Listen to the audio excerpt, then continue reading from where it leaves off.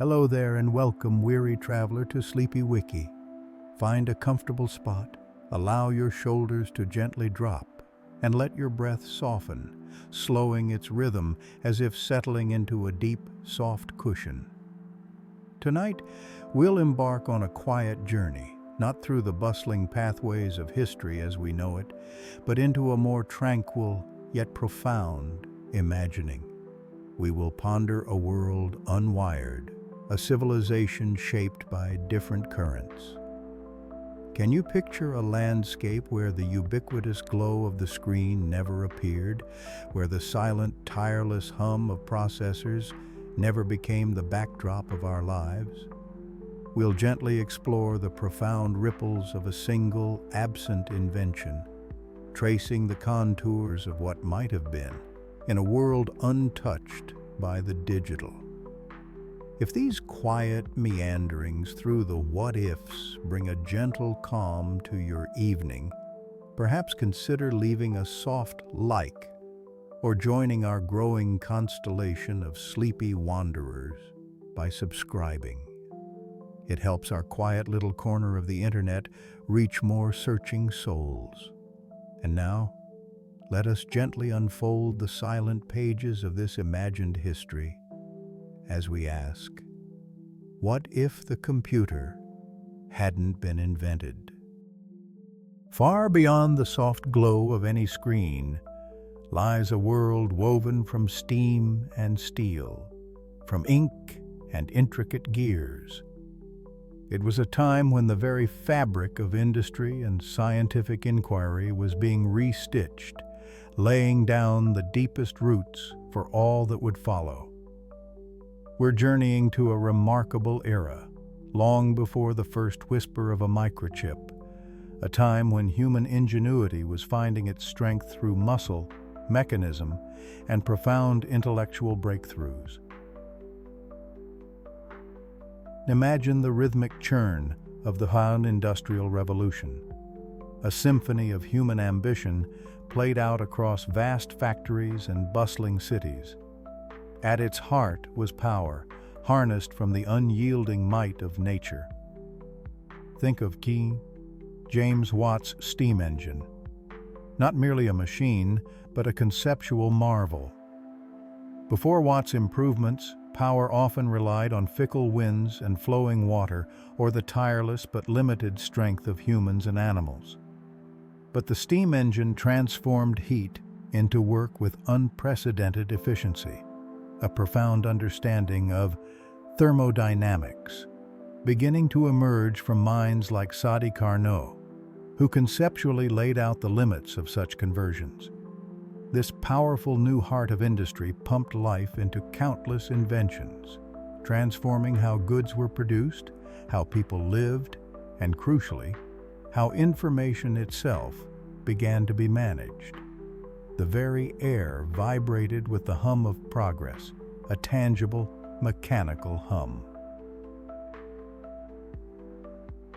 Within these clanking factories, we find one of the most remarkable precursors to the digital age, born not of mathematics, but of textiles, the Chio-Jacquard loom.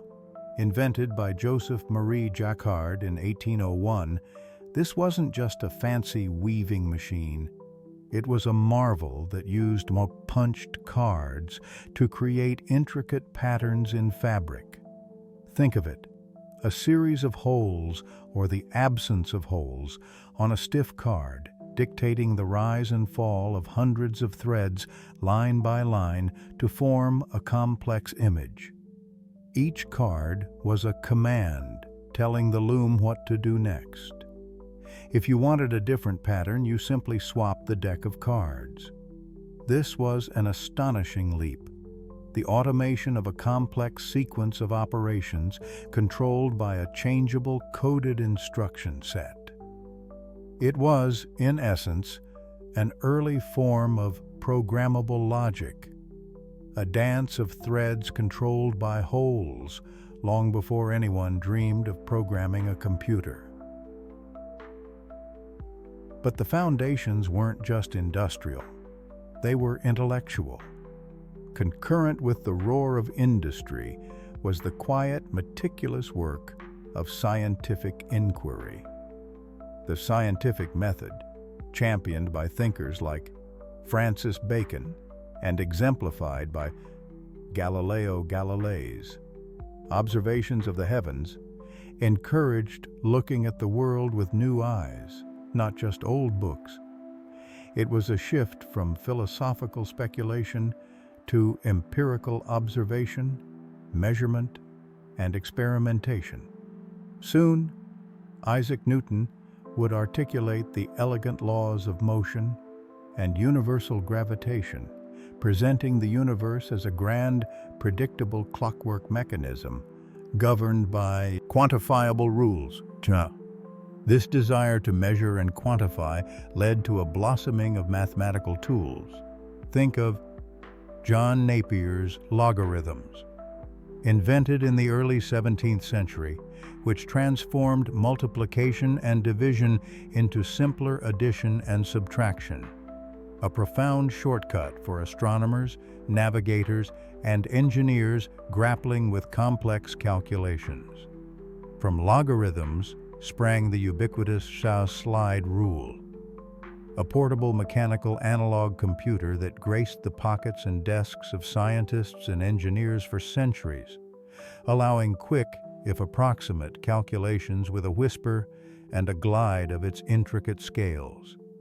These were the workhorses of calculation, the trusted companions in an age of exploration and engineering. And then came the first brave attempts at truly mechanical computation. Imagine Blaise Pascal's Pascaline.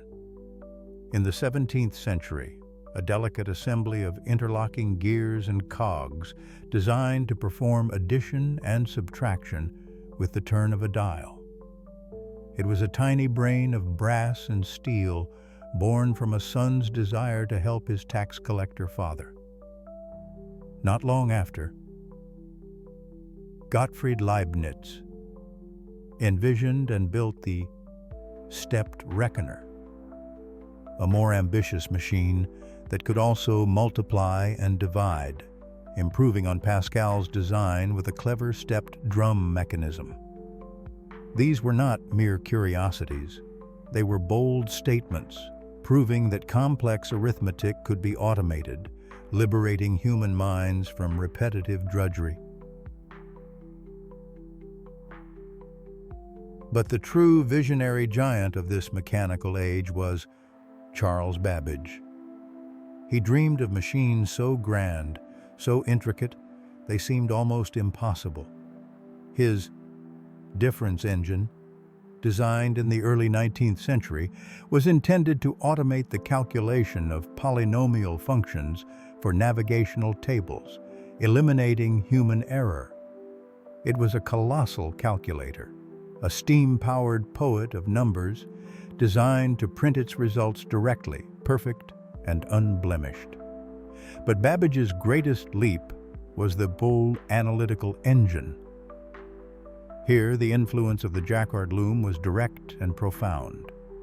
Babbage envisioned a machine that could perform any arbitrary calculation controlled by sequences of punched cards for both instructions and data, a truly programmable, general-purpose mechanical computer.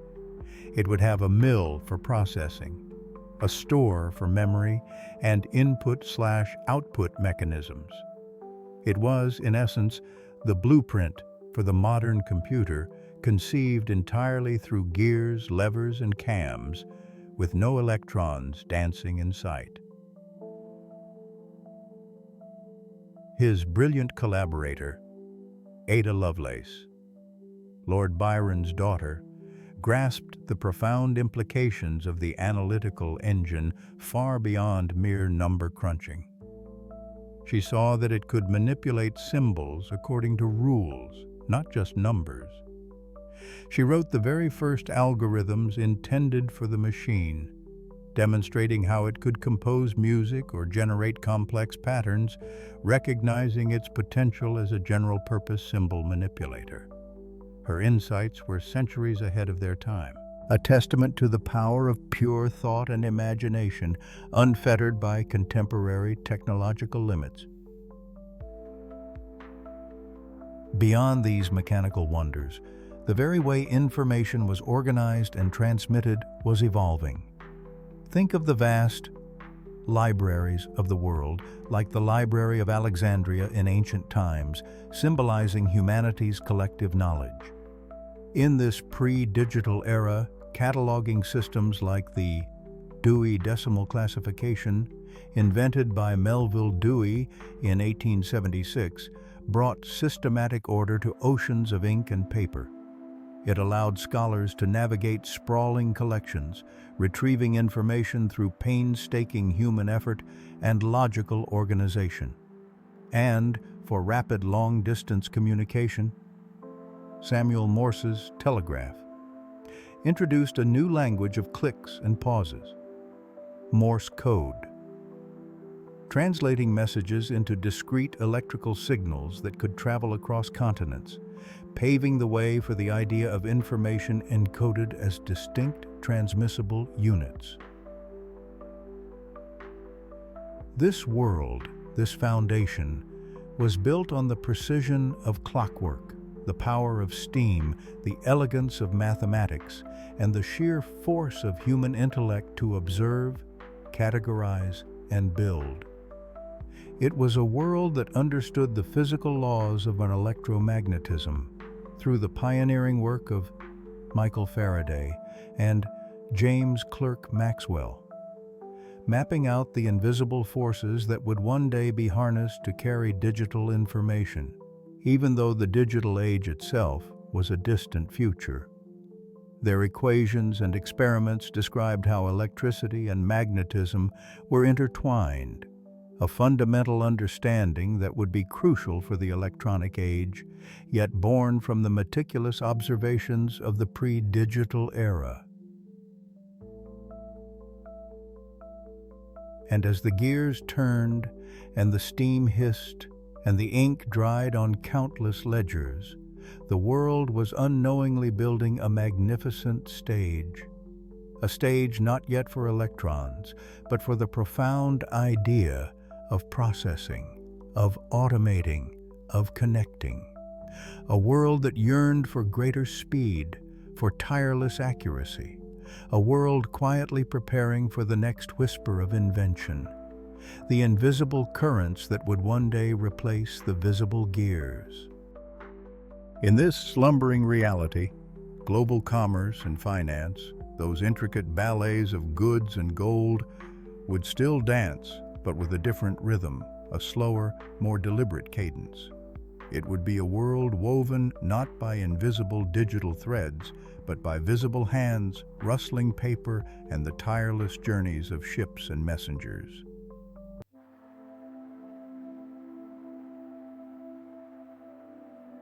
Picture the vast, sprawling network of global trade without the benefit of a computer's tireless mind. The journey of a single commodity, say silk from China, destined for a fashion house in Paris, would begin not with a digital order, but perhaps a carefully penned letter carried across oceans on a steamship, taking weeks or even months to arrive. Once the order was confirmed, a flurry of human activity would commence.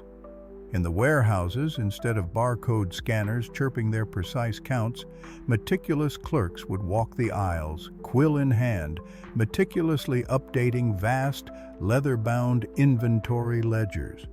Each bolt of silk, each crate of spices would be a physical entry, a line of script ensuring its presence was accounted for. This isn't merely archaic, it's a fundamental application of what we might call manual information science.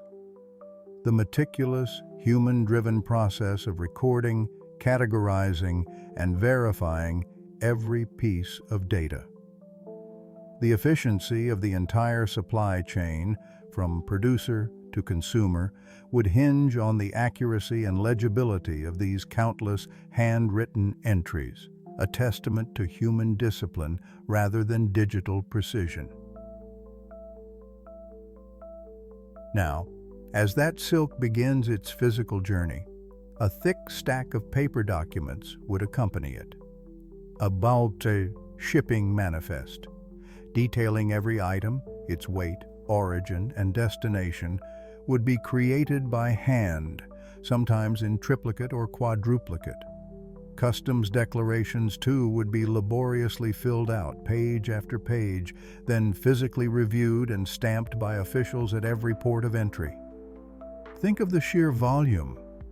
For every container ship that now effortlessly carries thousands of containers, each with its digital manifest easily accessible, this manual world would require towering stacks of paper, perhaps even an entire hold dedicated to documents. The logistical challenge of tracking inventory and shipments across thousands of miles without real-time data would be immense, a test of human organizational capacity rather than processing power. Delays would be inherent, not just in transit, but in the painstaking verification of every piece of paper.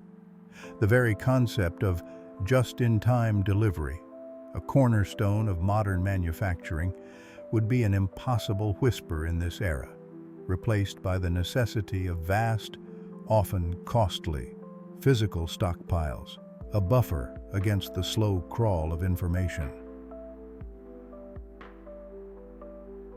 And what of the money, the lifeblood flowing through these arteries of commerce? Without computers, the global financial system would operate on a grand, human-powered abacus. Banks, those towering edifices of trust, would be bustling hives of clerks, each bent over enormous ledger books, meticulously recording every deposit, every withdrawal, every loan.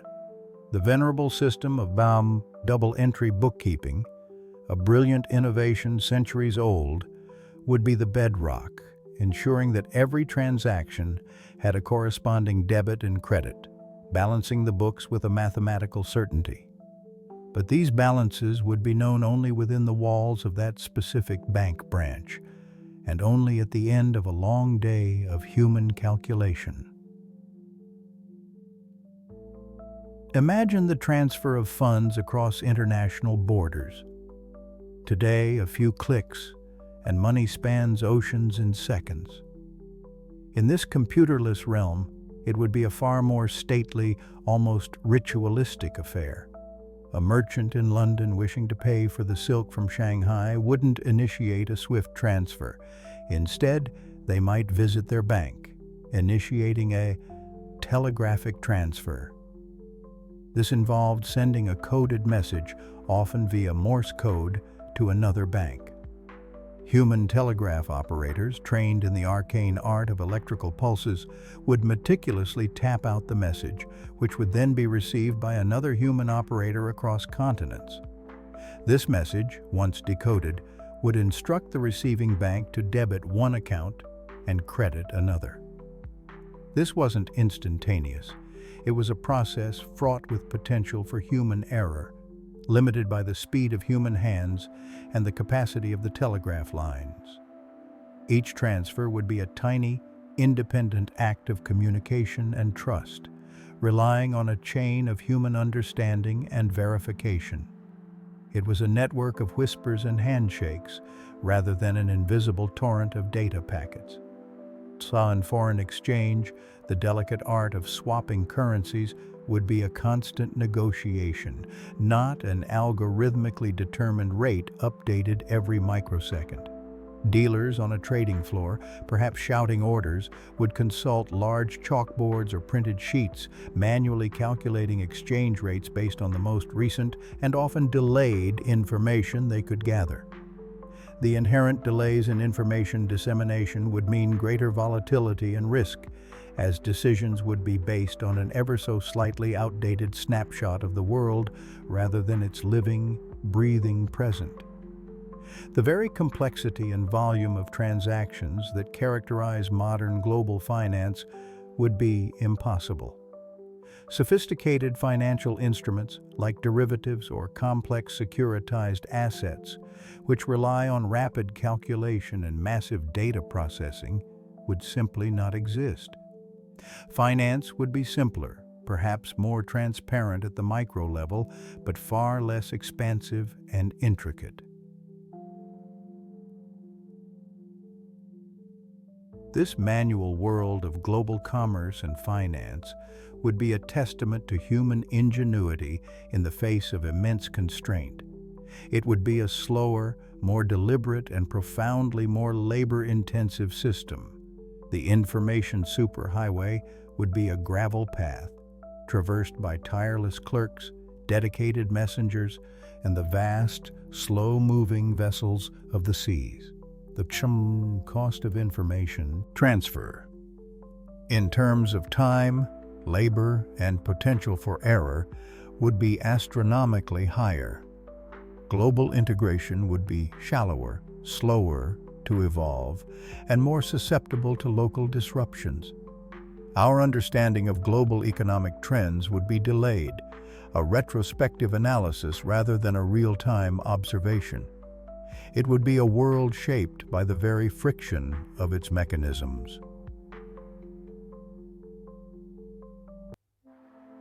This manual world of global commerce and finance would be a testament to human ingenuity in the face of immense constraint. It would be slower, more deliberate, profoundly more labor-intensive, a world shaped by the very friction of its mechanisms. But how would information itself flow in such a world? What voices would carry across the distances, and by what means? A world where the quiet hum of digital pulses never found its voice. A world where information, like a gentle stream, flowed smoothly, continuously, always in motion, mirroring the very waves that carry sound and light. This is the realm of analog communication, a world of echoes and whispers, of painted light and vibrating air, a testament to human ingenuity reaching across distances without ever needing a 0 or a 1. Before wires connected continents or invisible waves carried voices, our ancestors gazed at the night sky and listened to the rustling leaves, learning the language of the world around them. Communication began with the body, the rhythmic thrum of a drum carrying messages through the jungle, its vibrations traveling through the ground and air, reaching ears miles away as a series of carefully coded beats. Each beat was a tiny wave of compressed and expanded air particles, a physical ripple informing, warning, or celebrating. Imagine the vast, silent landscapes of old, where signals had to conquer sheer distance and natural barriers. A sudden, deep boom from a drum wasn't merely a sound, it was a carefully crafted disturbance in the air, a physical wave of compressions and rarefactions that could travel for miles, carrying an urgency or a celebration in its very rhythm.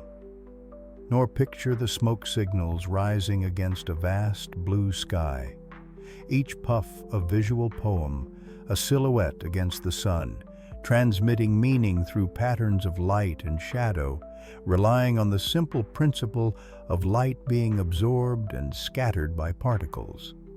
Lighthouses stood as stoic sentinels along coastlines, their powerful beams cutting through the darkness, a comforting sweep of light guided by precisely ground lenses, bending and focusing the light from a powerful lamp. Each flash, each pause was a continuous signal, a beacon of safety for sailors whose only guide might otherwise be the stars. These grand, rotating beams methodically sweeping across the dark waters, each pulse of light a continuous, unbroken stream of photons, a visual story told against the canvas of the night, guiding weary travelers with its unwavering, analog promise. Later, These visual signals evolved into optical telegraphs, like the Chappé system in France, a network of mechanical arms atop towers, each arm's position a distinct letter or symbol. Imagine a giant silent ballet, where human eyes, like tiny cameras, captured each pose, and human hands relayed it to the next tower, a beautiful, fragile chain of visual information flowing across the landscape. But as civilizations grew, so did the need for more complex communication. The human voice, so precious and immediate, could only carry so far. The printing press, a marvel of mechanical engineering from the 15th century, became a powerful amplifier for the written word. Suddenly, thoughts and stories weren't just etched on individual scrolls, they could be replicated, page after page, each letter pressed onto paper, a physical imprint of ink. Newspapers became the daily heartbeat of communities. Books became vessels of knowledge, all tangible objects, their words waiting patiently to be brought to life by a reader's eye. The ink, a silent analog recording of thought. Then came the whisper of electricity, a force both invisible and profound.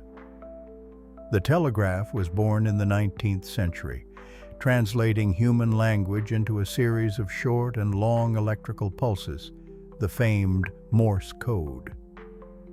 Though the code itself, with its dots and dashes, was a kind of binary system, its transmission was deeply analog. An electrical current flowed or didn't flow along copper wires, a continuous physical phenomenon. These pulses traveled at nearly the speed of light, an incredible leap from the speed of a horse or a sailing ship.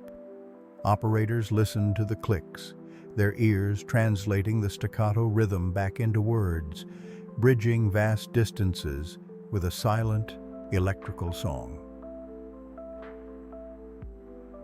The telephone took this a step further, capturing the very essence of the human voice. When you spoke into an early telephone, your voice created vibrations, tiny waves of air pressure. These vibrations were then translated by a diaphragm and a carbon microphone into fluctuating electrical currents, currents that mirrored the exact shape of your sound waves, its varying frequencies and amplitudes. This electrical analog of your voice then traveled through wires, sometimes across continents, to another telephone where the process was reversed. A speaker, driven by those varying electrical currents, recreated the air pressure waves, allowing another person to hear your voice, almost as if you were in the same room. It was a profound magic, a delicate thread of vibrating air and fluctuating electricity connecting hearts and minds. But why confine these electrical voices to wires? The very air around us, it turns out, is a vast, invisible ocean capable of carrying signals. This revelation led to radio, a revolutionary leap in the late 19th and early 20th centuries. Here, an electrical signal representing sound, like our telephone voice, was impressed onto a much higher frequency carrier wave, an electromagnetic wave, part of the same spectrum as light, but tuned to different frequencies. This process is called modulation. Imagine a strong, steady ocean wave, the carrier, being gently nudged and shaped by a smaller, more intricate wave, your voice. In amplitude modulation, AM, the strength or height amplitude of the carrier wave was varied to match the audio signal. In frequency modulation, FM, it was the number of waves per second, the frequency, that was altered. These modulated waves radiated outwards from an antenna, invisible ripples in the fabric of space and time, traveling at the speed of light to be picked up by radio receivers everywhere, which then demodulated them, extracting the original sound and giving voice to the world. And then came television, painting moving pictures in the air. Analog television signals were an even more complex dance of modulation. Here, both visual and audio information were encoded onto carrier waves. The visual signal wasn't just a static image, it was a continuous stream of light intensity and color information, scanned line by line, frame by frame. Imagine an invisible paintbrush rapidly drawing thousands of tiny lines on a cathode ray tube screen every second, each line's brightness and color varying smoothly, continuously, responding to the transmitted signal. This incredible feat relied on the principle of persistence of vision in our eyes, blurring the rapid succession of static images into fluid motion.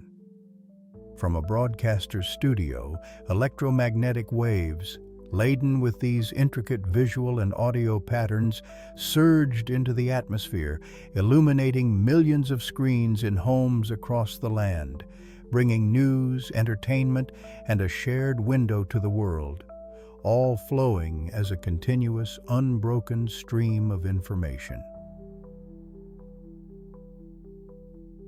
Beyond broadcasting, analog media found incredible artistry in capturing moments. Photography, through the magic of silver halides on film, chemically reacted to light, permanently etching an image. Each subtle gradient of light and shadow, each nuanced color, was faithfully recorded as a continuous range of chemical changes, a true analog representation of the visual world. And when these still images were presented in rapid succession, as in early cinema, the world moved. Silent films accompanied by live music told stories through gestures and expressions, projecting light through a strip of film onto a large screen, each frame a tiny analog window into a fabricated reality. The light, passing through the celluloid, carried all the visual information, the shades, the shapes, the movements, as a continuous stream, interpreted by our minds to create the illusion of life. In this world, without the crisp edges of digital data, communication was a symphony of continuous waves, a tapestry woven with subtle variations, a world where every signal, every broadcast, every photograph, and every phonograph groove held a complete, unbroken representation of the original information. There were no discrete steps, no digitization, just the smooth, undulating flow of reality, captured and transmitted. This world, without the crisp edges of digital data, embraced a different kind of beauty. Information wasn't broken down into fragments and reassembled. It was always whole, always continuous, a direct echo of its source. The subtle variations in a photograph, the warm hum of a radio, the gentle flutter of a film projector, these were not approximations, but faithful, unbroken representations imbued with the rich, unending spectrum of real-world phenomena. It was a world where every message, every image, every sound resonated with the profound truth of unbroken continuity, a deep and intrinsic connection to the physical world where information flowed like a river, ever-changing, yet always whole, mirroring the very rhythms of existence. In this world without the crisp edges of digital data, communication was a symphony of continuous waves, a tapestry woven with subtle variations. Information flowed like a river, ever-changing yet always whole, mirroring the very rhythms of existence.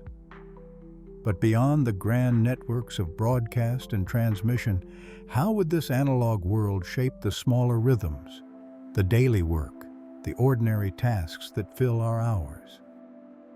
The silent hum of the computer, a constant companion in our modern lives, often goes unnoticed. It's the quiet architect of so much we do, from the instant messaging that keeps us connected to the algorithms that guide global logistics. But let's close our eyes for a moment and imagine that hum fading away, that digital pulse never quite taking hold. What then? In this world, where the computer remained a whisper of possibility rather than a roaring reality, our daily routines and the very nature of labor would paint a vastly different picture. The intricate dance of binary code would be replaced by the rhythmic clack of gears, the rustle of paper, and the tireless work of human hands and minds.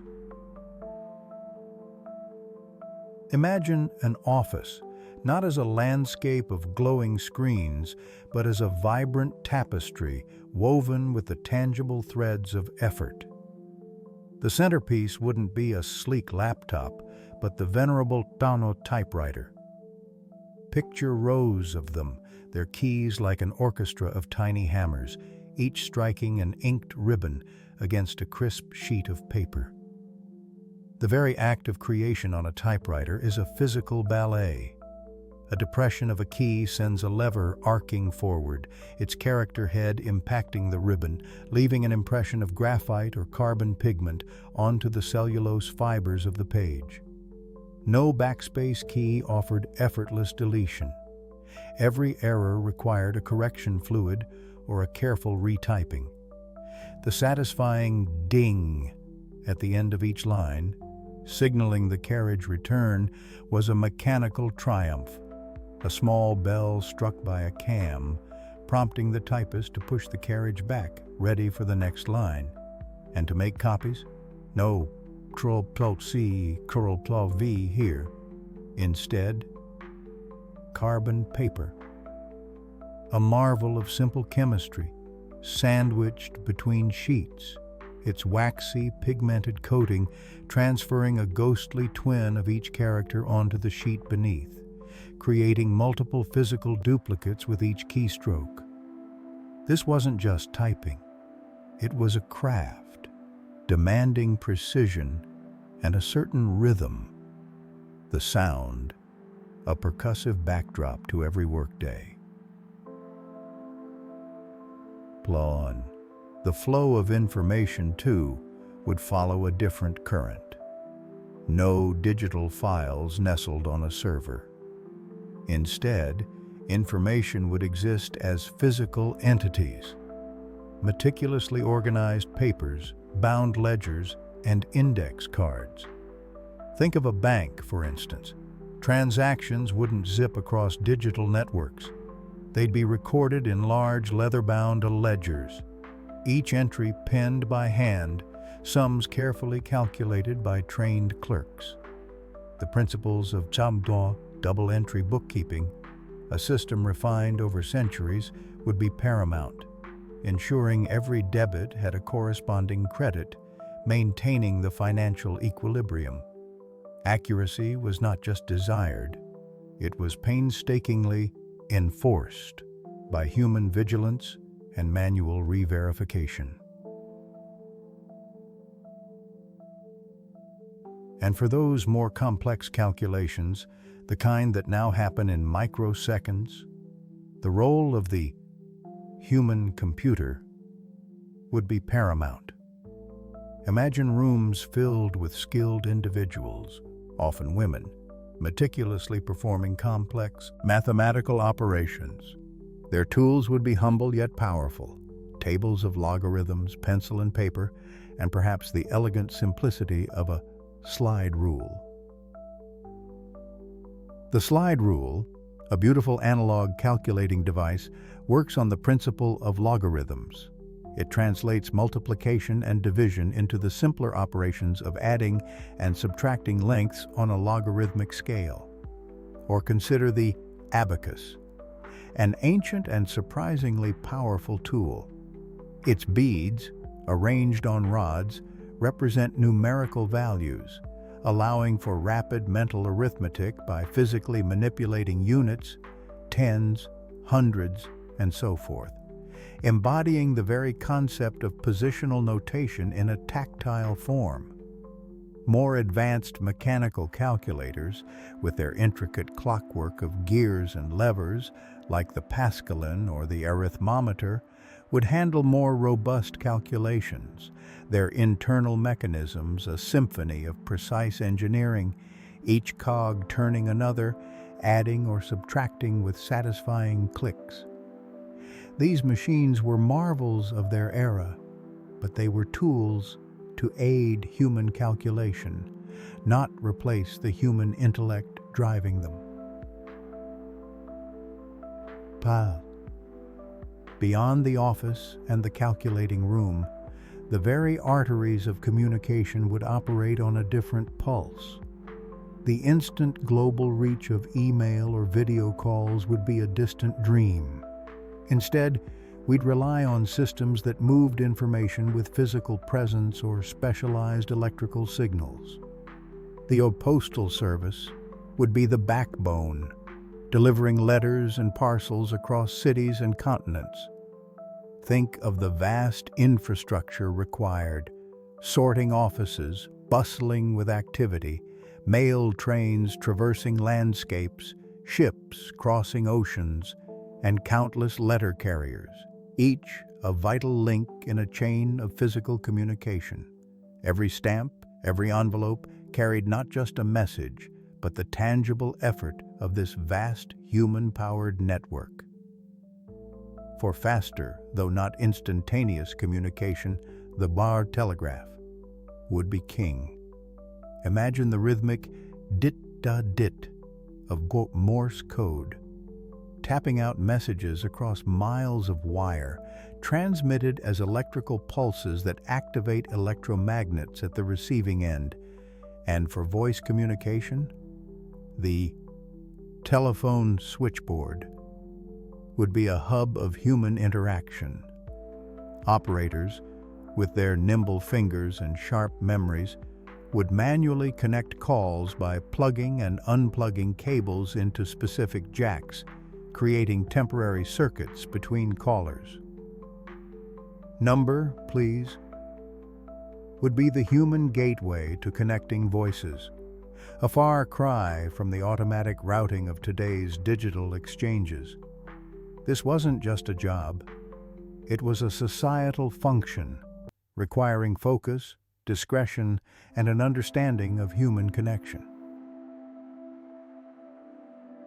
And even in the realm of labor and manufacturing, the absence of computers would reshape the landscape. Inventory management wouldn't be a real-time digital update. Instead, warehouses would rely on physical stock counts, meticulously updated ledger books, and visual systems like Kanban boards. Simple, elegant methods using cards to signal production needs, managed by human eyes and hands. Production lines would still hum, but their optimization would depend more heavily on the intuition and experience of engineers and foremen, rather than sophisticated computer models simulating every variable. The precise scheduling of deliveries, the intricate dance of supply chains, would be orchestrated by individuals coordinating through phone calls, memos, and carefully constructed schedules, perhaps chalked onto large boards. This world, unburdened by the digital, would foster a different kind of human skill.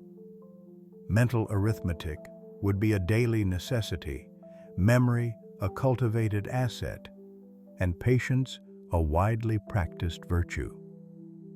Error checking would be a rigorous multi-step human process, not merely a function of software algorithms. The pace of life might feel slower, more deliberate, requiring a deeper engagement with the physical world and with each other. It would be a world where human ingenuity, meticulousness, and physical dexterity were constantly exercised, where the tangible effort behind every transaction, every communication, every manufactured good was keenly felt. As we drift deeper into this reimagined past, we see a world where human ingenuity, meticulousness, and physical dexterity were constantly exercised, where the tangible effort behind every transaction, every communication, every manufactured good was keenly felt. Yet beyond the factory floor and the bustling office, another vast machinery depended on these same human hands, the intricate systems that govern our collective lives. As we drift a little further into this quiet world, let us ponder the grand, intricate tapestry of governance. Imagine the immense, often invisible machinery of state, the vast networks that keep our cities vibrant, our services flowing, and our societies ordered. What if the very gears of this machinery were made not of invisible algorithms, but of paper, ink, and the tireless hands of countless people? In this gentle imagining, the heart of public administration would beat with a different rhythm. Every piece of information, every citizen's request, every tax record, every birth, marriage, and death certificate would begin its journey as a physical whisper on paper. Imagine, if you will, vast halls, stretching like silent stone forests filled with towering shelves. Each shelf would bear the weight of ledgers, folders, and scrolls, meticulously inscribed by scribes whose hands ached from the endless dance of pen on parchment. The very act of storing information, a process so effortless today that we rarely give it a second thought, would become a monumental feat of spatial organization and human endurance. The physical footprint of a nation's collective memory would be immense, a silent testament to the sheer volume of our shared existence. Consider the simple act of finding a piece of information. Today, a few keystrokes can summon a document from a digital abyss in moments. But in our imagined world, retrieving a record might mean a quiet expedition. An archivist, a true navigator of paper seas, would embark on a journey through the aisles, guided by the whispering labels on spines, searching for that one specific folder, that singular page. This isn't just a charming image. It speaks to a fundamental scientific principle: information latency, the time it takes for data to travel from its source to its user. Without the instantaneous highways of fiber optics and microprocessors, every query, every cross-reference, every simple check of a fact would extend, stretching like taffy, demanding patience and physical effort. Decisions, particularly urgent ones, would move at the pace of footfalls and the rustle of paper rather than the speed of light. Now, let's turn our gaze to the grand act of counting, of understanding who we are as a collective. The census. Think of the Herculean task of enumerating an entire nation without digital tools. Thousands upon thousands of census takers, armed with clipboards and pencils, would walk every street, knock on every door, meticulously recording details. And once collected, these mountains of paper, each a delicate snowflake of personal information, would need to be brought together. Imagine rooms filled to the ceiling with sacks of forms waiting for human hands to transcribe, tally, and aggregate. Statistical analysis. The very bedrock of informed public policy would be a daunting, almost glacial process. To understand demographic trends, to predict needs for schools or hospitals. To allocate resources effectively, one needs to process vast data sets. Without computers, the grand symphony of statistics that could reveal the subtle shifts in our society would remain unheard. A quiet hum, lost in the rustle of individual papers, making the picture of a nation blurry, often outdated even before it could be fully painted. And how would the lifeblood of any state, its economy, be administered? Taxation, for instance. The intricate webs of tax codes, designed to fairly distribute the burden and fund public services, often require complex calculations, exemptions, and deductions. Today, computers perform these calculations with breathtaking speed and accuracy. In our computerless world, tax systems would necessarily be far simpler, perhaps more universal, to avoid overwhelming armies of human accountants and auditors. The ability to detect patterns of fraud, to reconcile vast numbers of transactions, to assess economic health with granular detail would be severely hampered. The scalability of manual systems is inherently limited. As populations grew, as economies became more complex, the administrative burden would swell, threatening to burst the seams of public service. Consider justice, the very scales of fairness.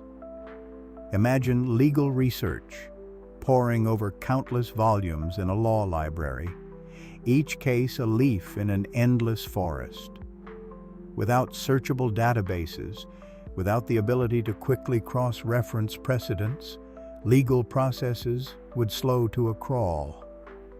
The meticulous tracking of criminal records, the analysis of crime patterns for effective policing, areas where modern law enforcement leverages sophisticated data processing, would rely on careful manual indexing and the sharp memories of experienced officers. The sheer volume of evidence in complex cases could become an insurmountable challenge, leading to delays and potential miscarriages of justice simply due to the inability to efficiently manage and connect information. Even our collective health, the well-being of a society, would feel the profound difference. Public health initiatives, from tracking infectious diseases like a silent predator to managing vaccination programs, rely heavily on rapid data collection, analysis, and dissemination. Epidemiology. The study of disease patterns in populations is a highly statistical science. Without the ability to quickly aggregate patient data, identify outbreaks, map their spread, and communicate vital information across vast distances, our ability to respond to health crises would be significantly diminished. A silent epidemic might spread further, faster, before its true scope could be understood, simply because the information about its presence was still slowly traveling on foot or by post, rather than leaping across networks. This is not to say that governance would cease. Humanity is resilient and ingenious. Bureaucracies, those intricate organizational structures, would grow larger, employing more people, each acting as a human processor, a link in a vast chain. More clerks, more secretaries, more record keepers, more managers to oversee the flow of paper from one desk to the next. The very notion of efficiency would be redefined, measured in the tireless hours of dedicated individuals rather than the nanoseconds of a machine.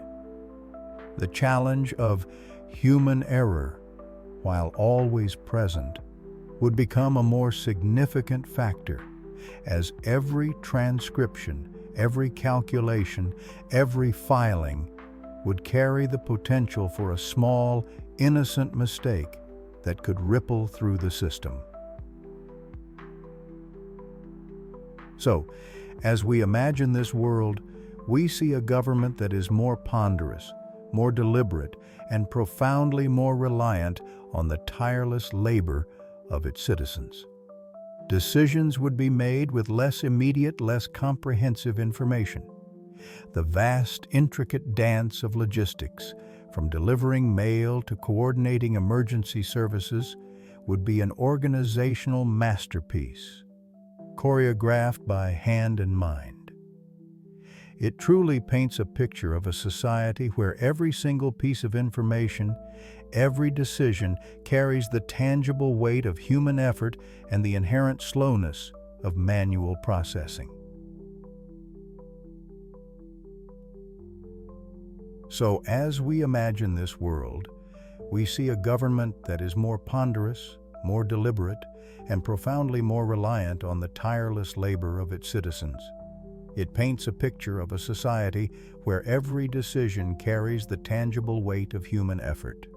But governance is not the only realm built on patient observation and careful record-keeping. In another quiet corner of this world, minds were unlocking nature's deepest secrets through equally meticulous methods.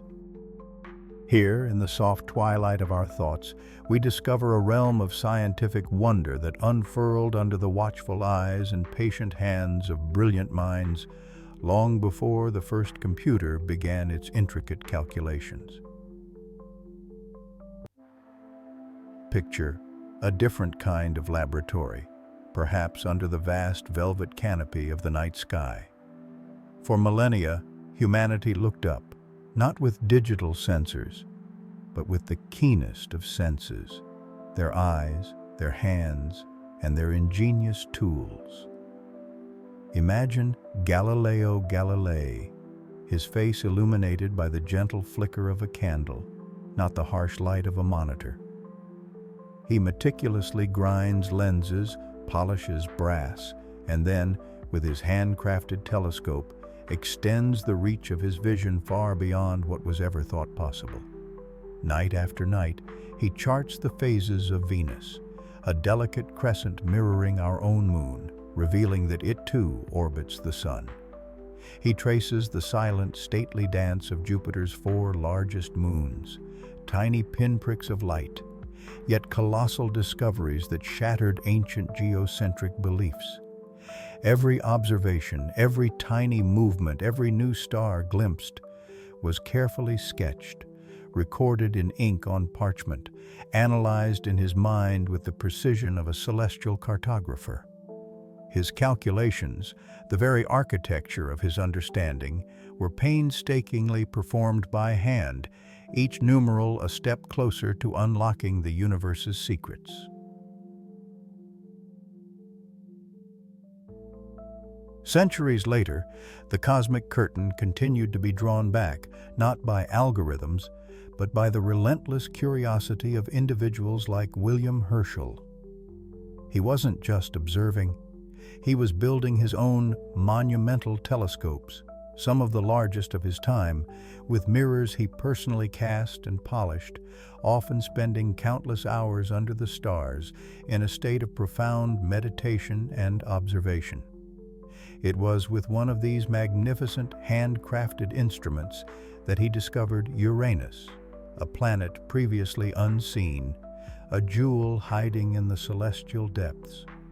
And not only planets, but nebulae, vast, shimmering clouds of gas and dust, the birthplaces of stars, were meticulously catalogued, each faint glow, each delicate spiral, recorded by the careful movement of his pen across a ledger. It was a symphony of observation and manual inscription, a grand atlas of the heavens compiled stroke by patient stroke.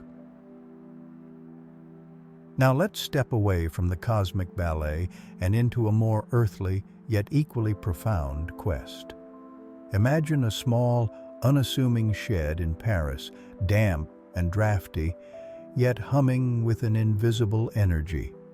Here, Marie Curie, with her husband Pierre, embarked on a journey not of digital simulations, but of raw, physical perseverance.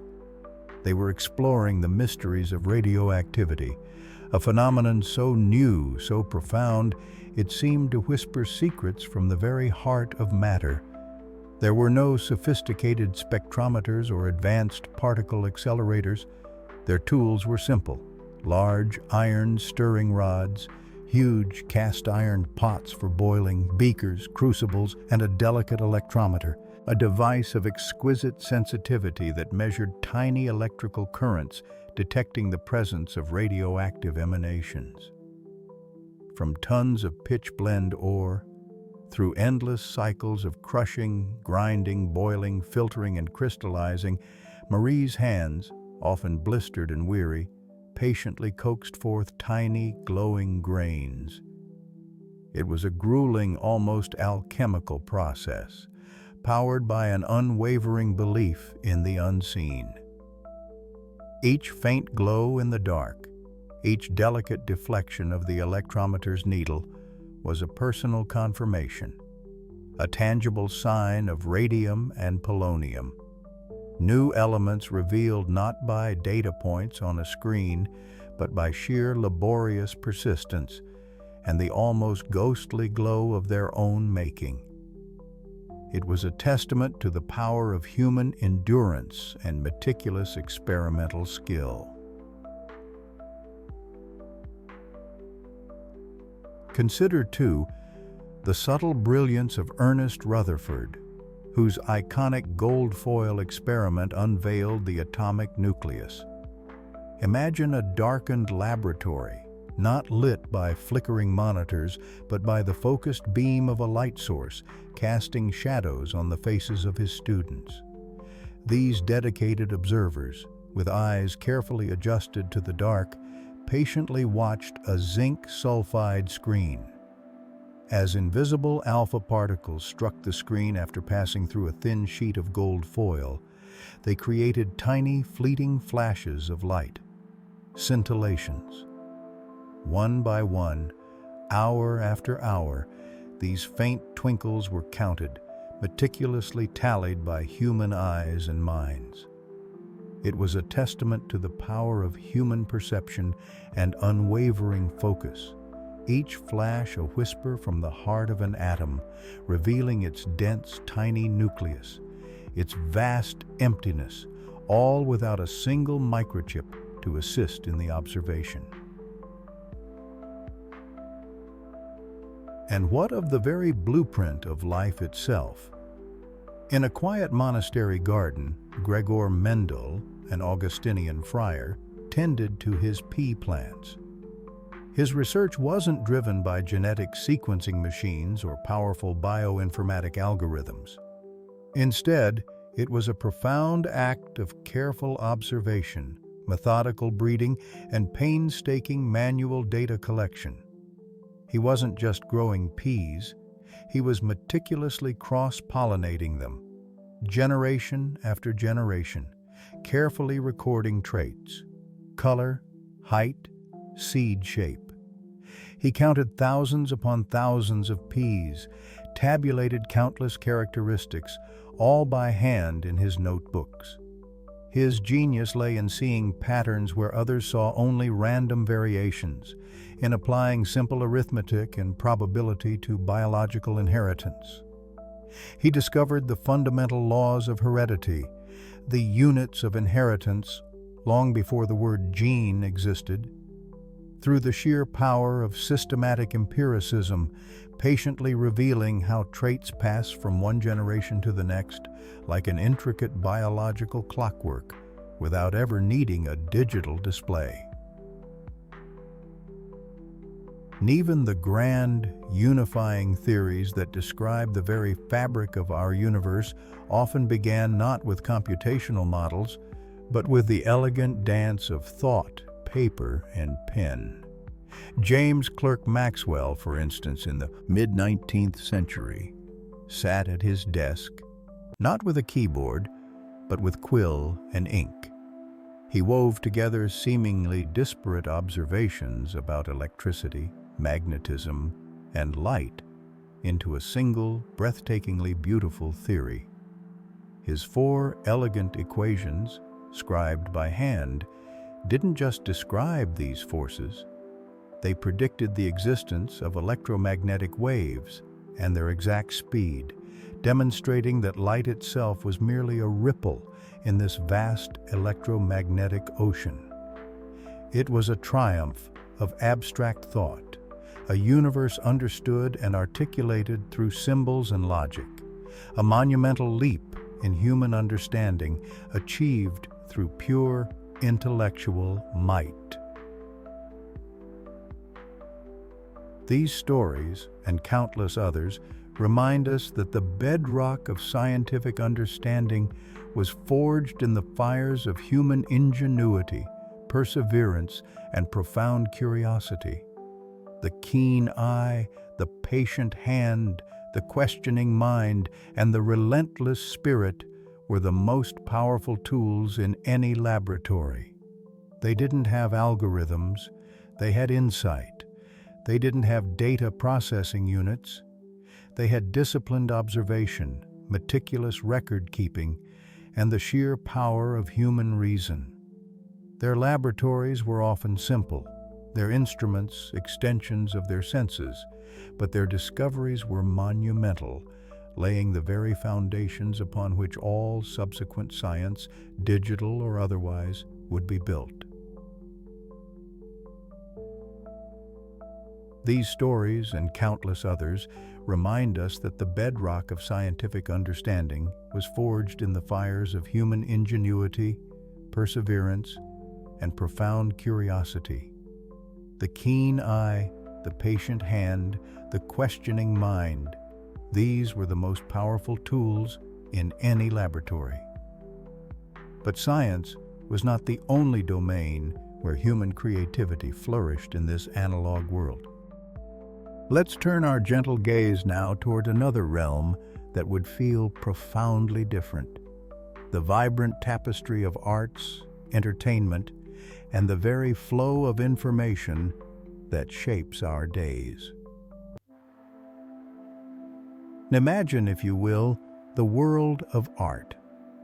Today, a painter might mix pigments on a physical canvas, yes, but just as often, an artist might wield a digital brush, conjuring worlds from a glowing screen.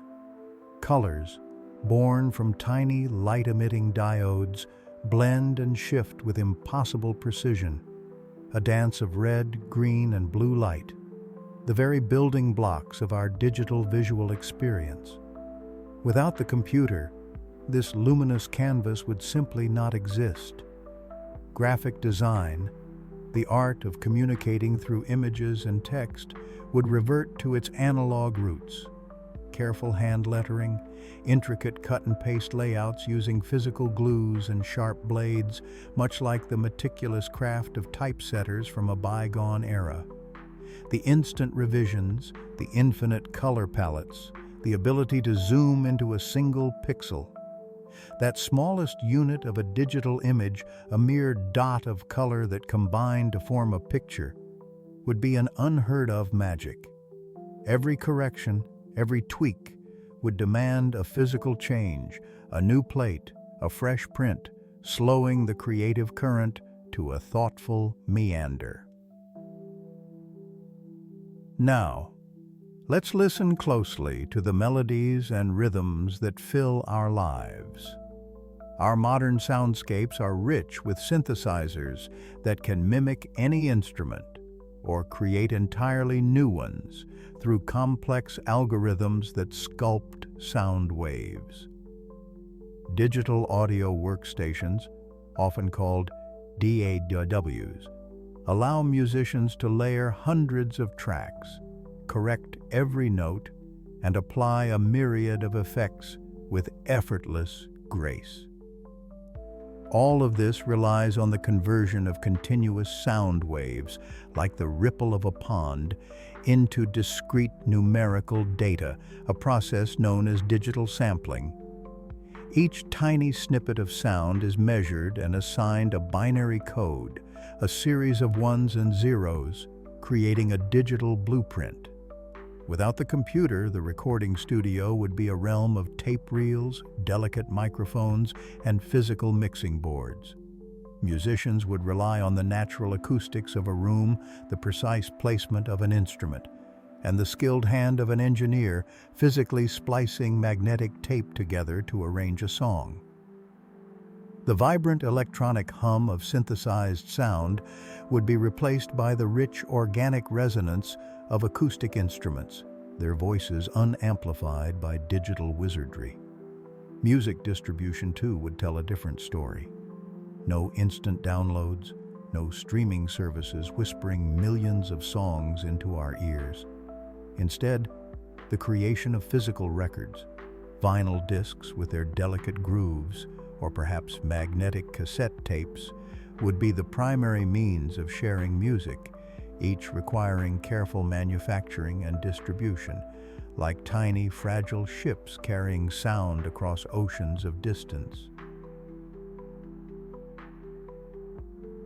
And what of the grand spectacles, the stories that flicker across our screens and stages, the magic of cinema so often enhanced by computer-generated imagery, CGI, would lean entirely on practical effects, clever camera tricks, and the boundless creativity of set designers and costume makers.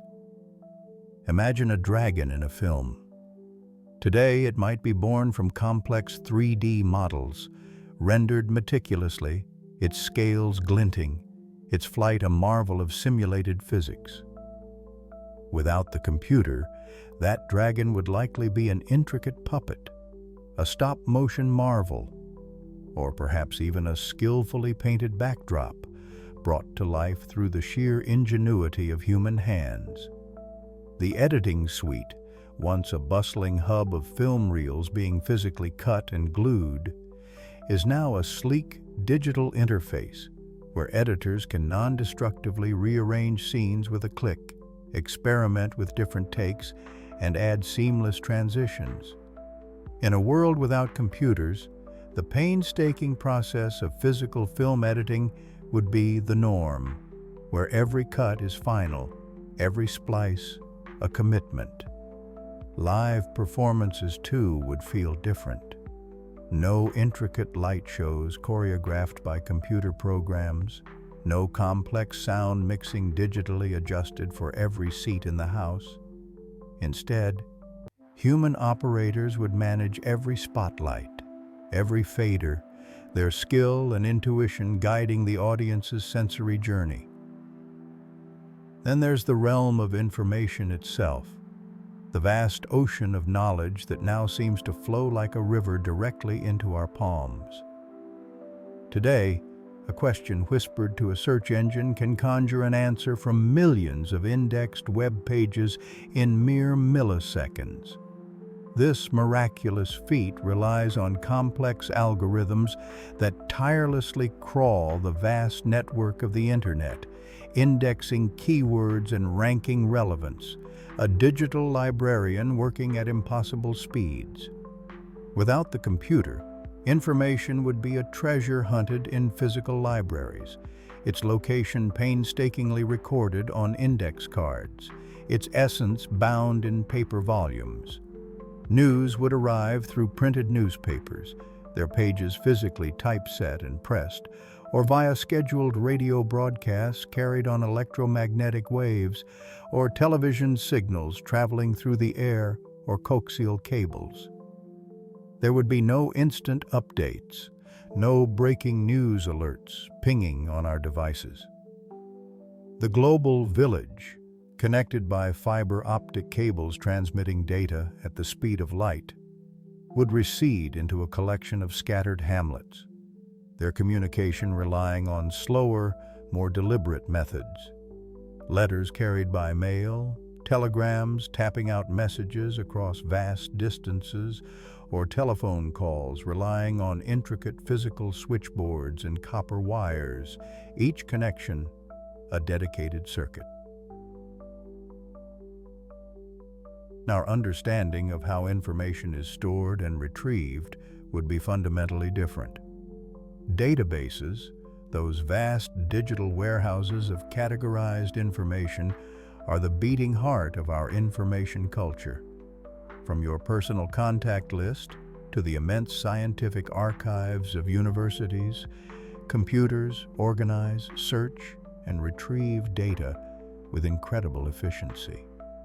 Without them, every record, every fact, would need to be physically stored, indexed, and manually accessed.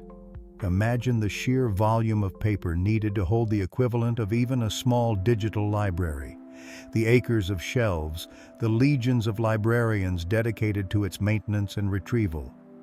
The very concept of big data, the analysis of massive data sets to reveal patterns and insights, would be unimaginable. Scientific research, medical breakthroughs, even simple daily planning would be profoundly slower, constrained by the physical limits of information processing. So, as we contemplate this world without the computer's digital pulse, we see a slower, more deliberate existence. An existence where art is crafted with greater physical effort, where entertainment requires more tangible production, and where information is a precious resource, carefully cataloged and patiently sought. It's a world that values the tangible, the handcrafted, the slow unfolding of knowledge. A world perhaps quieter, more reflective, less bombarded by the constant hum of digital input. So, as we contemplate this world without the computer's digital pulse, we see a slower, more deliberate existence. An existence where information is a precious resource, carefully cataloged and patiently sought.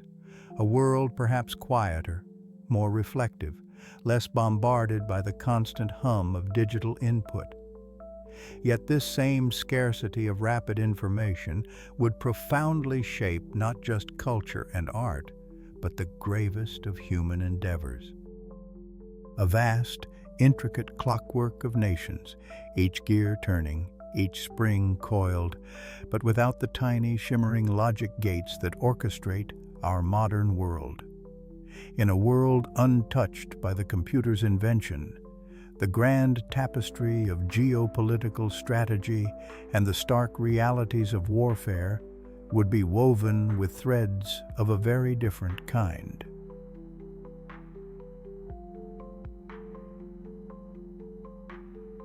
Think first of intelligence, the very eyes and ears of nations. Today, our world is awash with information, a ceaseless tide of data flowing from satellites that scan the Earth with tireless electronic eyes, from encrypted digital messages traversing unseen pathways, and from complex algorithms that sift through noise to find meaning. But in our imagined world, those eyes would be human, peering through binoculars from high-flying reconnaissance planes or deciphering coded radio transmissions with painstaking manual effort. Imagine rooms filled not with server racks, but with cartographers poring over hand-drawn maps and linguists painstakingly translating intercepted communications, perhaps using elaborate mechanical code-breaking devices, intricate puzzles of gears and levers rather than silicon chips. The flow of intelligence would be a slow, deliberate river, prone to damming and diversion, rather than the rapid branching deltas we know. The fundamental concept of information capacity, how much meaningful data can be reliably transmitted and understood, would become acutely visible. Each piece of news, each observation would carry a heavier weight, because its journey would be longer, its path more vulnerable to interruption, its context harder to instantly verify across vast distances.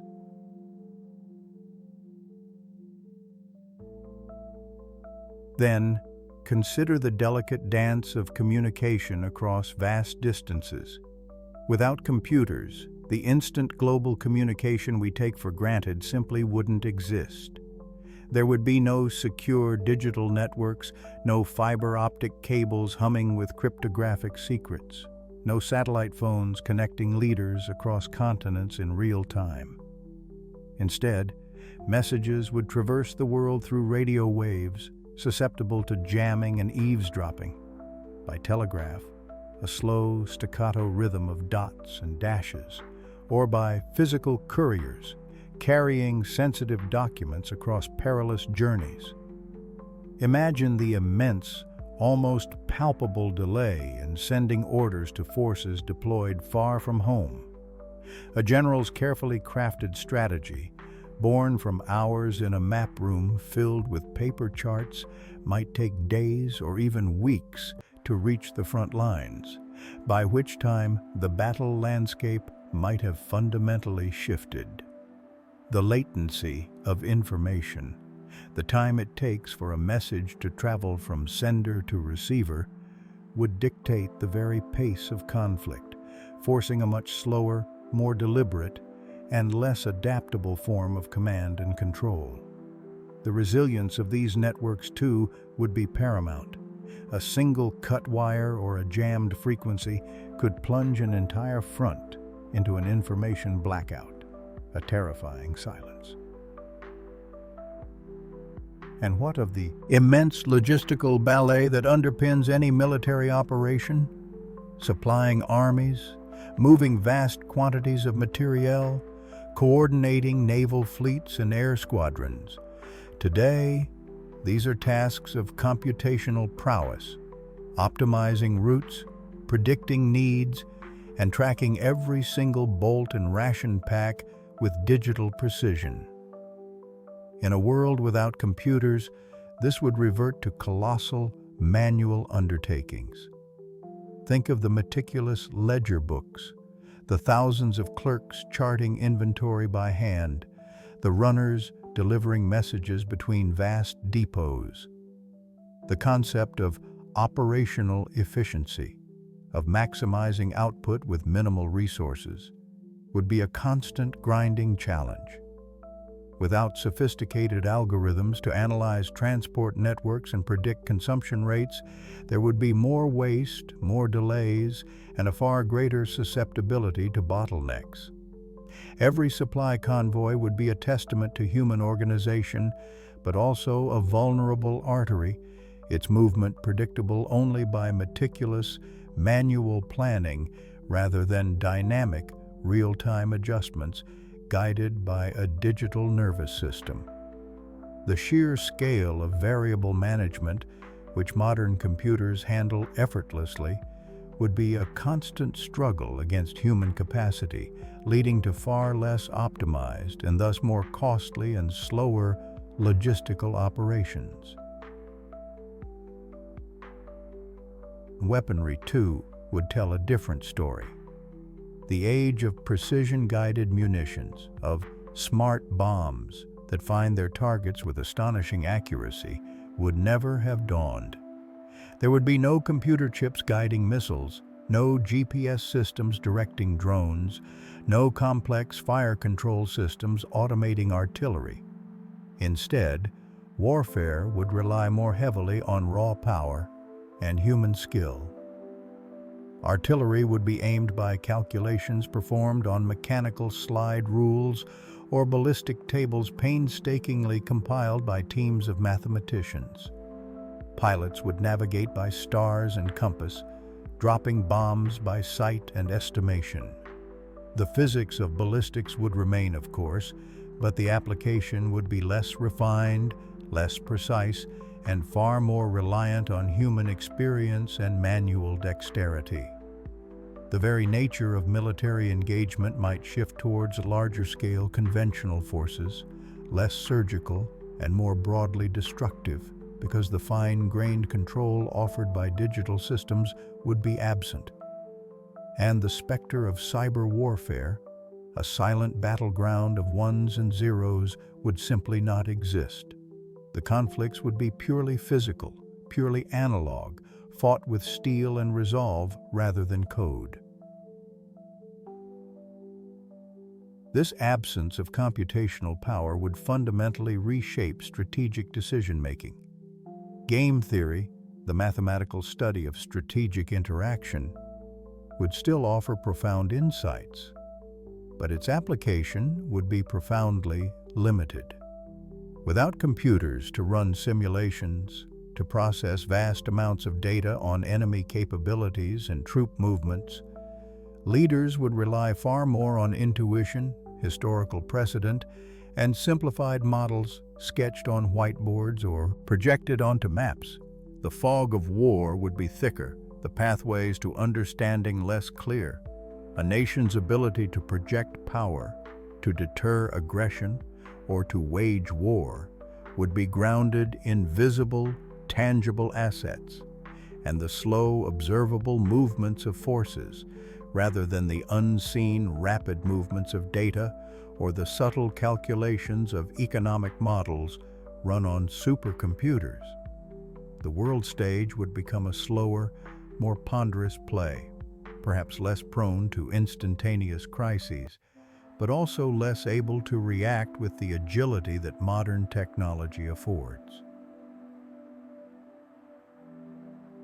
In this quieter, less connected world, the geopolitical landscape would evolve with a different rhythm. Alliances might form and dissolve over longer timescales. Diplomacy might be a more drawn-out affair of personal envoys and weighty correspondences. The very concept of global power might be less about technological supremacy and more about raw industrial capacity, manpower, and strategic geography, reminiscent of earlier centuries. The world would feel vast once more, its distances stretching out, and the challenges of coordinating nations would be felt in every delayed message, every miscalculated supply line, every manually crunched intelligence report. In this quieter, less connected world, the geopolitical landscape would evolve with a different rhythm. The world would feel vast once more, its distances stretching out, and the challenges of coordinating nations would be felt in every delayed message, every miscalculated supply line.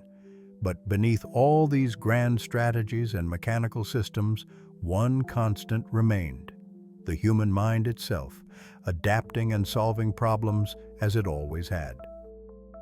In a world where the quiet hum of a server, the swift click of a mouse, the glow of a screen are simply not part of the everyday symphony of life, where would the true heavy lifting of thought reside?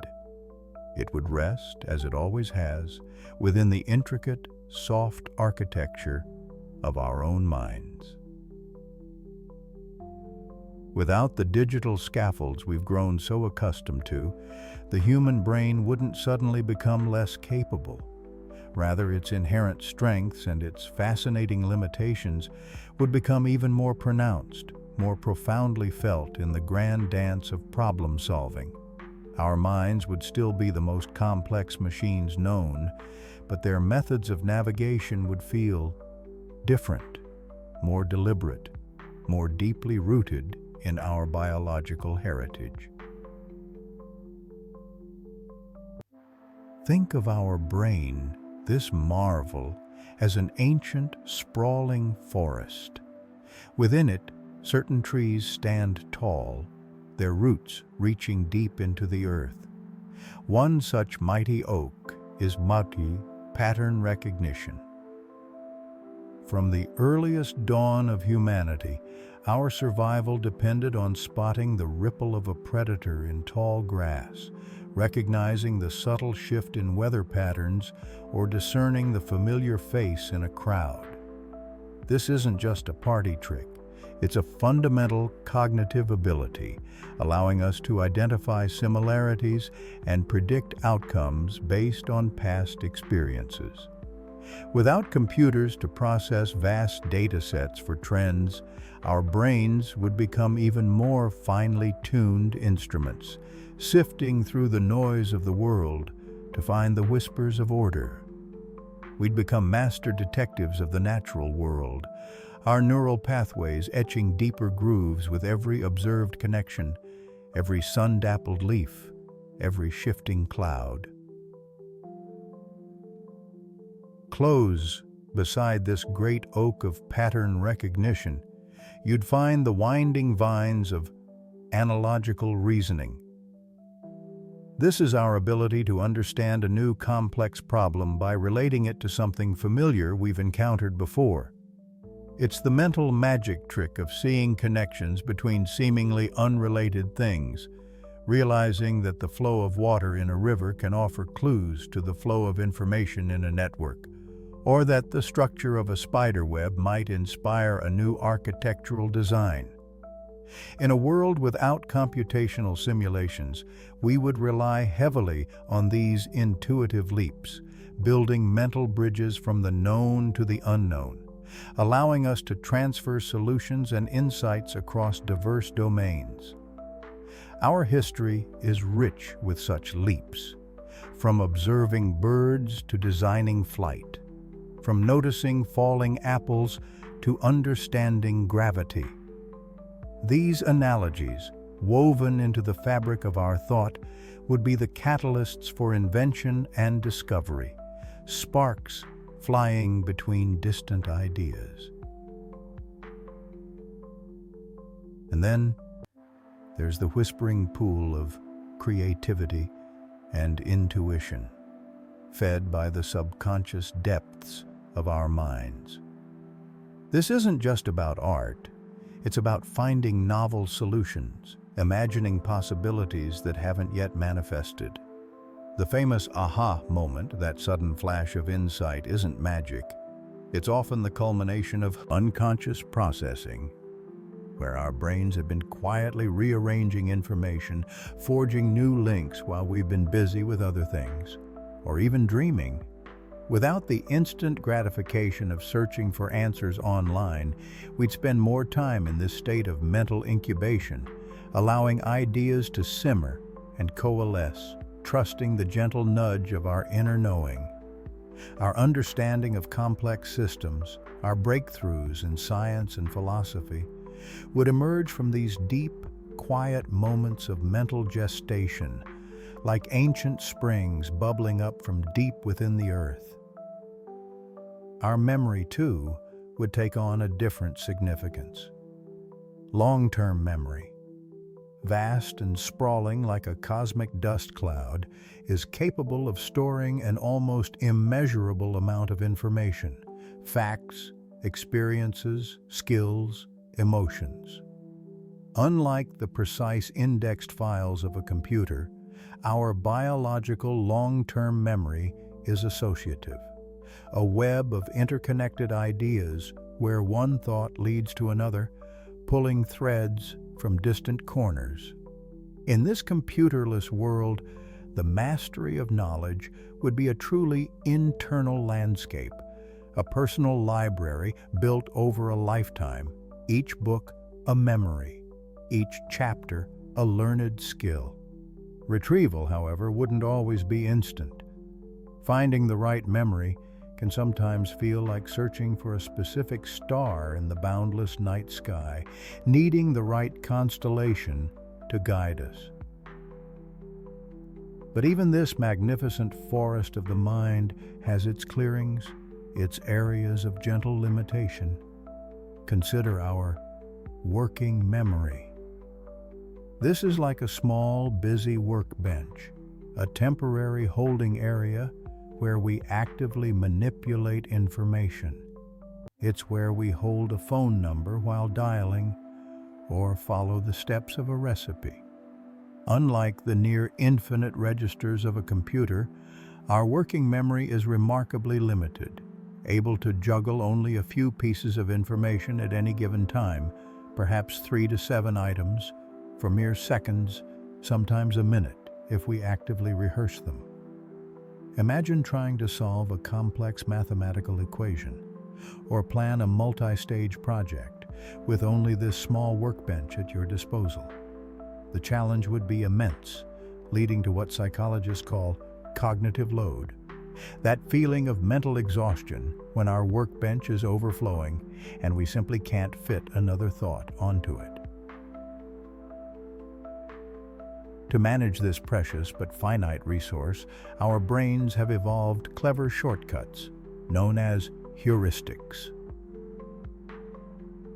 These are mental rules of thumb, quick decision-making strategies that allow us to navigate a complex world without getting bogged down by endless analysis. They're like well-worn paths through the forest that usually lead to a good destination. For instance, if you're trying to decide if something is safe, you might instinctively rely on how easily you can recall similar situations, a heuristic called availability bias. While incredibly efficient, these shortcuts can sometimes lead us astray, creating cognitive biases that subtly color our perceptions and decisions. Without computers to crunch numbers and highlight these biases with objective data, we would need to be even more vigilant, more introspective, constantly questioning our assumptions and seeking diverse perspectives to avoid these mental pitfalls.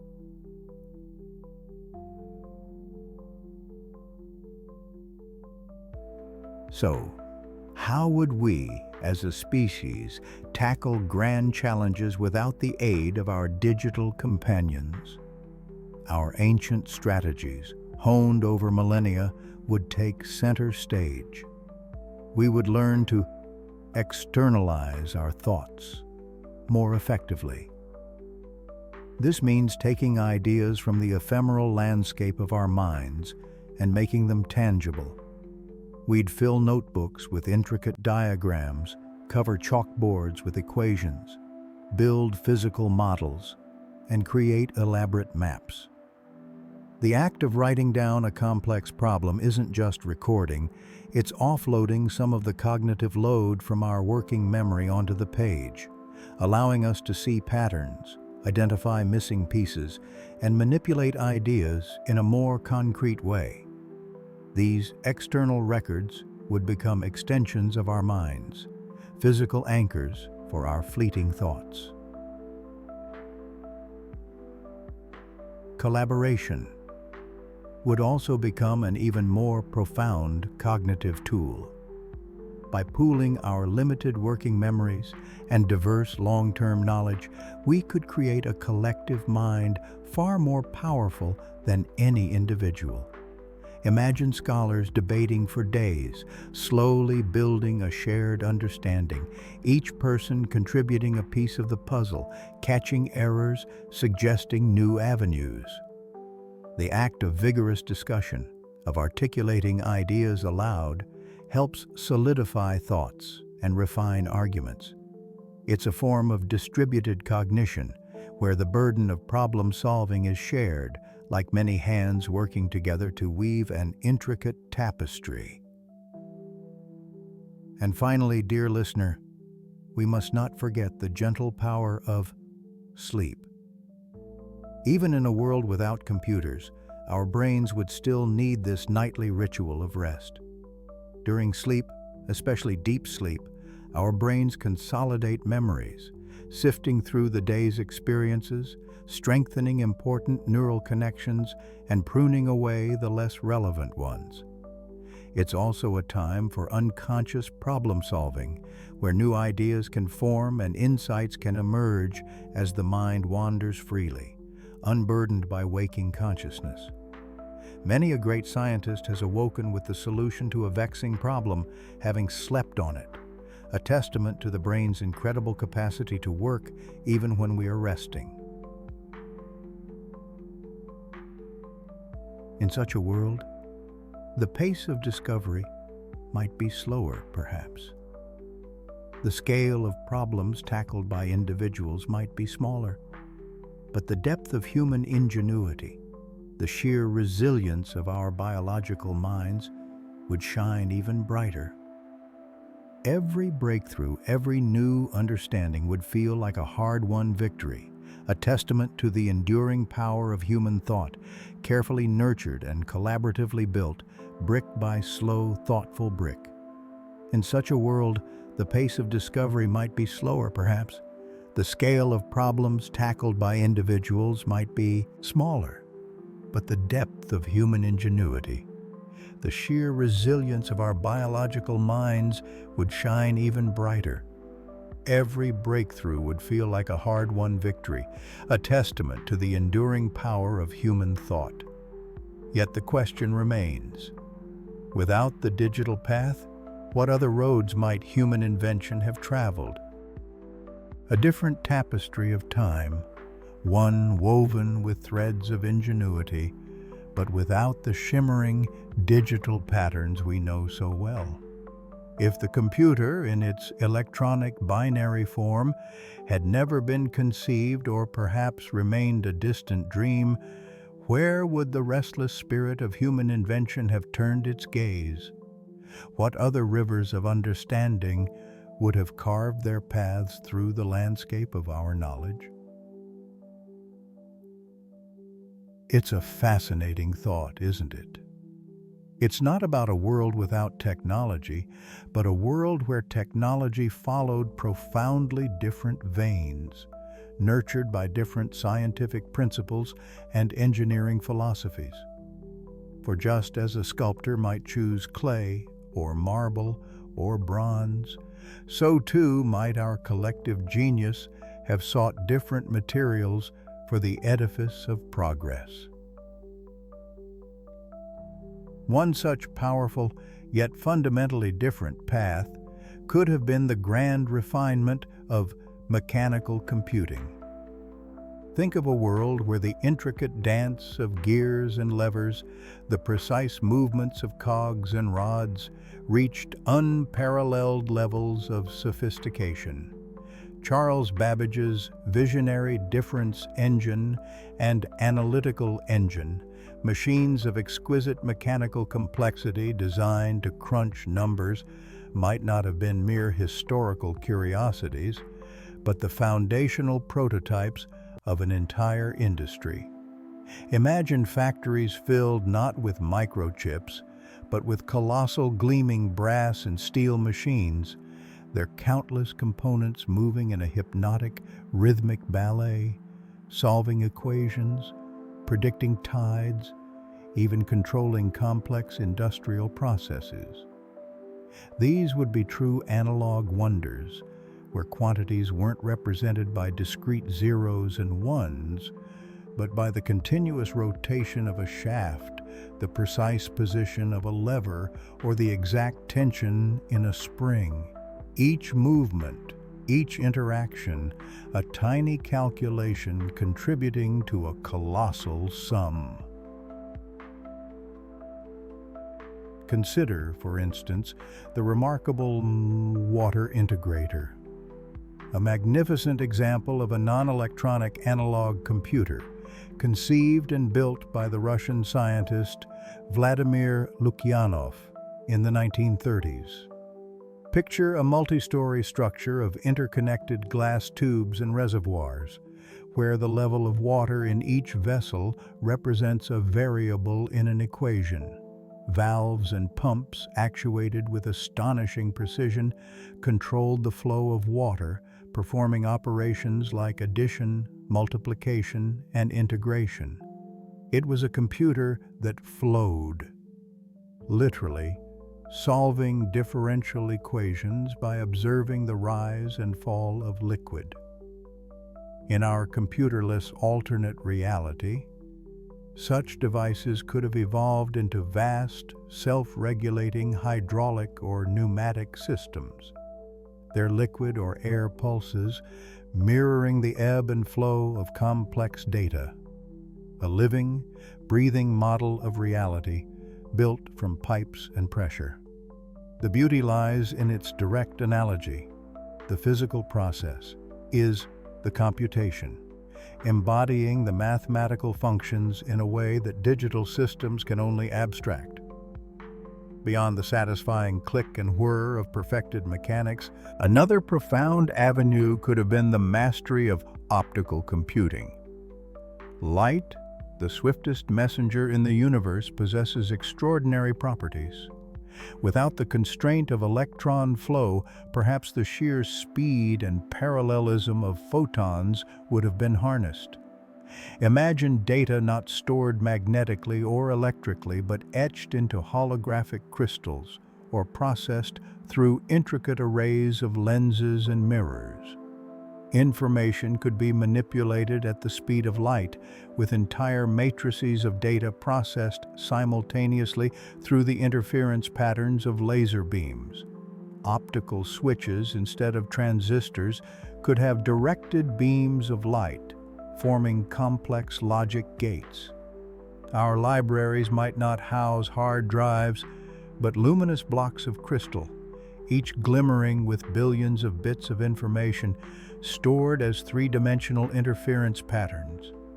Communication would not only be through fiber optics, but computation itself could travel along these light pathways, a breathtaking dance of photons orchestrating our technological world. And what if the very whispers of the natural world had revealed their computational secrets? This leads us to the fascinating and perhaps most speculative path: biological and chemical computing. Long before silicon, nature perfected systems of information processing within every living cell. What if our focus had shifted dramatically to understanding and harnessing these organic mechanisms? Imagine computers not built in factories, but grown in laboratories, where DNA molecules, with their incredible capacity for information storage and self-assembly, perform calculations. DNA computing operates on massive parallelism. Countless strands of DNA could perform millions of operations simultaneously, a biological supercomputer working within a test tube. Or consider chemical computers, utilizing reaction diffusion systems like the mesmerizing Belousov-Zhabotinsky reaction, where oscillating chemical patterns propagate and interact, demonstrating emergent computation. These aren't just fascinating experiments, they represent a fundamental shift in how we conceive of computation, moving away from engineered rigid structures to self-organizing, adaptive, and incredibly energy-efficient systems inspired by life itself. Finally, we might have seen the glorious flowering of hybrid analog systems, an exquisite symphony of all these different disciplines. Perhaps highly refined analog electronics focused on continuous signals rather than discrete states would have combined with mechanical precision and optical speed. Sophisticated vacuum tube technology, or alternative solid-state physics that didn't lead to digital transistors, might have been perfected for incredibly precise signal processing, modeling complex physical phenomena in real time. Imagine climate models not running on digital supercomputers, but on vast interconnected networks of analog circuits, hydraulic models, and optical sensors, each element contributing its continuous, nuanced understanding to a grand, holistic simulation. These systems would excel at modeling the analog world as it is, rather than digitizing and approximating it, offering a different kind of insight and control. In this alternative reality, the ingenuity of humanity would not have been stifled, but simply redirected. Our problems would still demand solutions. Our curiosity still craves understanding. We would have learned to think about logic, data, and processing in entirely new ways, embracing the continuous, the fluid, the light, or even the living. Each of these paths represents not a lesser technology, but a different one, with its own unique strengths, challenges, and aesthetic beauty. In this alternative reality, the ingenuity of humanity would not have been stifled, but simply redirected. Our problems would still demand solutions. Our curiosity still craves understanding. We would have learned to think about logic, data, and processing in entirely new ways, embracing the continuous, the fluid, the light, or even the living. Each path represents not a lesser technology, but a different one, with its own unique strengths, challenges, and aesthetic beauty. And so, little stargazer, our quiet journey through the what-if draws to its gentle close for tonight. We've drifted together, haven't we?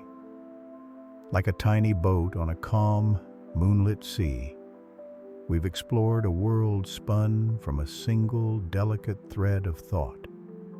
A world where the quiet hum of the computer never began its steady rhythm, where the invisible currents of digital information never learned to flow. That deep, profound quietude. Can you feel it still?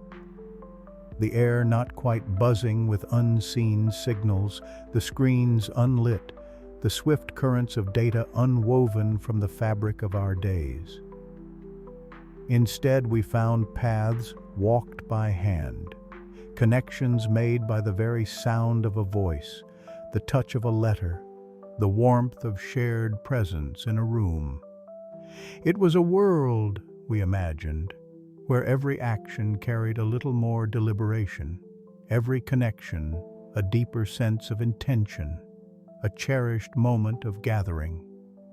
We thought about how words, those precious carriers of thought and feeling, would still travel across vast oceans and endless plains, carried not by instant digital whispers, but perhaps by the steady hands of postal workers, by ships with their sails catching the wind, or by trains chugging patiently through the night. Each word, a tiny treasure, carefully sent, carefully received. Its arrival, a moment of treasured anticipation, a small, quiet celebration of human connection stretched across miles and days. The value of patience, the beauty of waiting, would have woven themselves deeply into the rhythm of our lives. And the way we would discover? Not through endless streams of information at our fingertips, but perhaps through the quiet dedication of scholars bent over ancient texts, their fingers tracing the wisdom of generations. Perhaps through the patient hum of printing presses, smelling of ink and paper, bringing new ideas to light. Or through the shared wisdom passed down from one generation to the next, eyes meeting across a crackling fire, stories becoming living legacies. Knowledge would still bloom, wouldn't it? Perhaps like a slower, more deliberate flower, deeply rooted, each petal savored, each discovery a profound unfolding. The libraries, those grand cathedrals of thought, would hold an even deeper significance, their quiet aisles filled with the rustle of pages, the soft footsteps of seekers.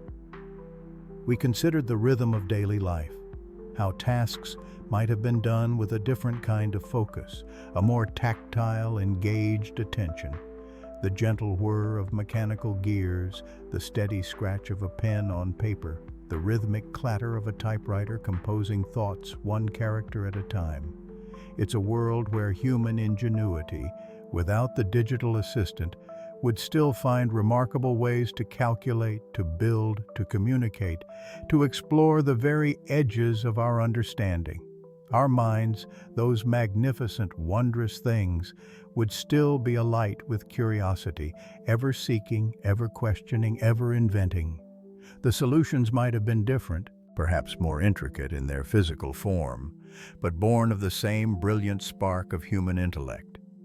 It's a different kind of symphony, isn't it? One where the instruments are perhaps simpler, older, but capable of creating melodies just as profound, just as moving. A symphony composed of human touch, of shared breath, of the unhurried passage of time, of the quiet satisfaction of a task completed by hand and mind. It speaks of a different kind of presence, an attentiveness to the immediate world around us, a deeper connection to the material and the tangible. This journey wasn't about what was lost, but about what might have been. The myriad, beautiful ways our human spirit finds its way, adapts, creates, and connects, no matter the specific path. It reminds us that at the heart of all our tools and all our inventions, there is always the luminous spark of human wonder, the desire to understand, to create beauty, to reach out and touch another soul. That spark, that quiet, persistent fire, never needed a computer to glow. It simply is, a part of who we are, timeless and enduring. It reassures us that no matter the circumstances, our capacity for dreams, for love, for progress remains. And now, as the stars begin their silent, ancient dance beyond your window, and the moon casts its gentle, silver glow, let these thoughts drift away like tiny clouds on a summer evening. They have shown us a different reflection of our own resilience, our own deep capacity for imagination and connection. Feel the quiet peace settle around you like a soft, warm blanket. The questions, the wonders, the paths untaken, they don't need answers tonight. They simply exist, beautiful possibilities in the vast, peaceful tapestry of thought. Let your own beautiful mind, which has traveled so far tonight without even leaving your bed, now find its softest landing. The great journey of discovery, the quiet contemplation of what if, doesn't end when your eyes close. Oh no, it simply transforms. In the gentle realm of dreams, where starlight weaves with imagination, your thoughts can continue to wander, softly, freely, exploring new landscapes and inventing new wonders. The world, both as it is and as it might have been, waits for you there to be experienced in the most peaceful, most personal way. So close your eyes, little dreamer. Let your breath deepen, slow and steady, like the gentle ebb and flow of a quiet tide. All is well. The world spins on, full of mysteries and marvels, both seen and unseen. And tonight, those marvels are yours to hold softly in the stillness of your slumber. Sleep now, beloved one. Sleep deep and dream sweet dreams.